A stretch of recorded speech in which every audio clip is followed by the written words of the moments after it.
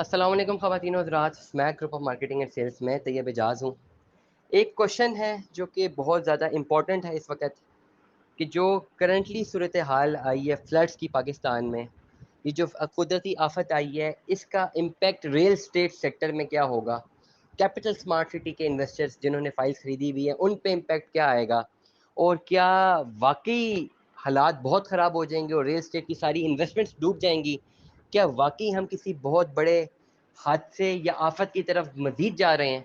इन तमाम सवालात के जवाबात के लिए आपने इस वीलॉग को एंड तक ज़रूर सुनना है।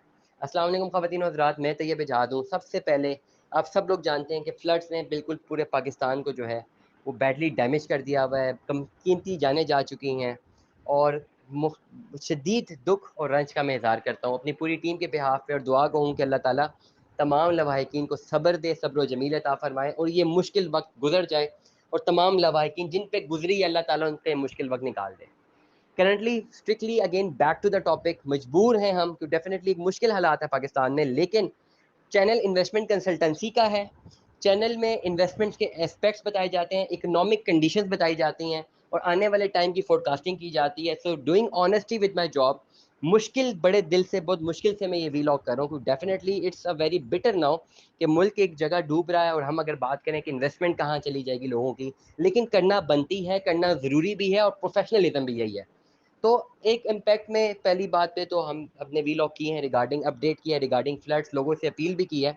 लेकिन इन फ्लड्स से क्या होगा कैपिटल स्मार्ट सिटी के जितने भी इन्वेस्टर हज़रात हैं जिन्होंने फाइल्स खरीदी हुई हैं, क्या वो भी इसका असर में आ जाएँगे या नहीं आएँगे? क्या होगा? इसका जवाब देना भी बहुत ज़रूरी है क्योंकि प्रोफेशनलिज़्म डिमांड करता है कि ये जो चीज़ है अपने एक्सपीरियंस के बिहाफ़ पे, अपनी नॉलेज के बिहाफ़ पे भी कम्युनिकेट की जाए। फर्स्ट ऑफ ऑल सबसे पहली बात, फ्लड्स ने बैडली डैमेज किया हुआ है। जब बैडली डैमेज है तो कहत की सूरत पड़ने का खतरा है जिसमें कमोडिटीज़, लाइफस्टॉक इकोनॉमी, वेजिटेबल्स और फ्रूट्स और सब्जियां ये बहुत महंगी हो जाएंगी आने वाले टाइम पे क्योंकि सप्लाई चेन डिस्टर्ब्ड है और प्रोडक्शन यूनिट्स डिस्टर्ब हो गए हैं जहाँ पे चीज़ें बनती थी। तो इम्पैक्ट आएगा सामने आपके, बिल्कुल आपके बड़े शहरों में। अल्लाह हम सबको इस मुश्किल से बचा के रखे, लेकिन इम्पैक्ट आने वाला है।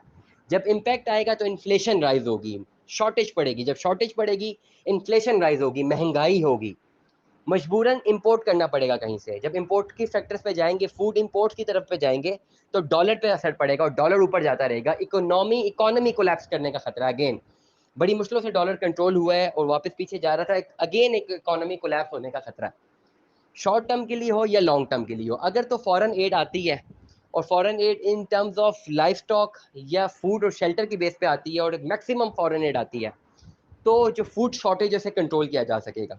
लेकिन खुदा ना खास्ता अगर फॉरेन एड आती है डॉलर की शक्ल में और वो करप्शन की नज़र में हो जाती है, तो डिफरेंट दो गुना इम्पैक्ट पड़ेगा। एक तो एक्चुअल शॉर्टेज है, एक तो जो एड आई है वो आर्टिफिशियल बबल क्रिएट करेगा, और वो मजीद अगर करप्शन की नज़र होता है तो मजीद डबल शॉर्टेज होगी, इकोनॉमी बैठने का खतरा है, इन्वेस्टर हज़रात के पैसा डूबने का खतरा है।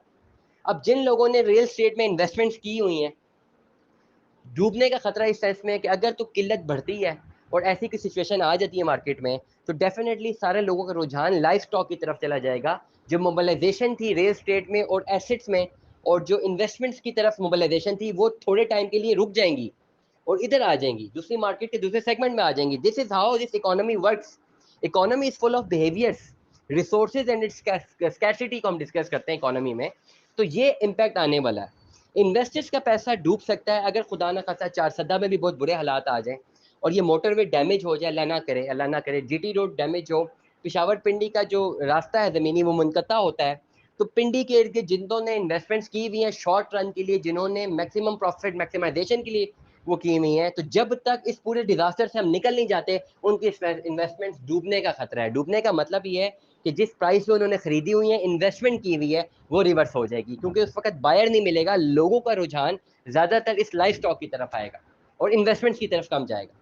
अब इस टाइम में जो इन्वेस्टमेंट करेगा, जो पैसा डालेगा मार्केट में, वो दो तरीके से फायदे में जाएगा। एक तो उस मुल्क का फायदा करेगा जब वो पैसा रोटेट कर देगा मार्केट में, फेंकेगा बाइंग करने के लिए, और ओवरसीज पाकिस्तानी अगर बाइंग करेंगे, मार्केट में पैसा फेंकेंगे, डॉलर्स फेंकेंगे, तो मार्केट की स्टेबिलिटी आएगी और जो भी मार्केट इकोनॉमी बैठने का खतरा है वो थोड़ा होल्ड कर जाएगी।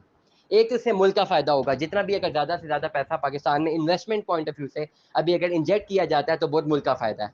ऑन द अदर हैंड उन इन्वेस्टर हज़रात का भी फ़ायदा है जो कि इस टाइम पे अपनी इन्वेस्टमेंट करते हैं और जैसे ही इस डिज़ास्टर से आउट होगा और मार्केट दोबारा पैरों में खड़ी होगी तो करंट जो वो इन्वेस्टमेंट्स कर रहे होंगे अपनी किसी भी सेक्टर में रियल एस्टेट के, कहीं पर भी इन्वेस्टमेंट कर रहे होंगे, फाइल में कर रहे होंगे, कहीं पर भी कर रहे होंगे, डेफिनेटली बहुत कम पैसों में करेंगे और जब उसे निकलेंगे तो डेफिनेटली प्रॉफिट मैक्सिमाइजेशन की तरफ जा सकते हैं। ये एक एनालिसिस है जिस तरह इकोनॉमी बिहेव करती है when any disasters come in a country, और डिजास्टर्स रियल स्टेट इकोनॉमी को बैडली अफेक्ट करते हैं क्योंकि डिजास्टर से आपकी सप्लाई चेन डिस्टर्ब होती है। जब सप्लाई चेन डिस्टर्ब होती है तो कमोडिटीज और जो रोजमर्रा के मामलात हैं वो बैडली डैमेज होते हैं, लोगों का रुझान, जनता का रुझान वहां पे जाता है और वहां से इम्पैक्ट निकलता है और रियल स्टेट सेक्टर मुतासर होता है। इस तरह की पर्टिकुलर कंडीशंस में जितने भी लोग बाइंग की तरफ जाते हैं वो फायदे में रहते हैं दोनों सूरतों में, अपनी इकोनॉमी को भी सेव कर जाते हैं अगर बाहर से पैसा वो मुल्क में भेजते हैं, सेकेंडली उनकी पर्सनल डेवलपमेंट भी होती है। स्मैक group of marketing and sales से तैयब इजाज की आवाज़ को सुनने का बहुत बहुत शुक्रिया।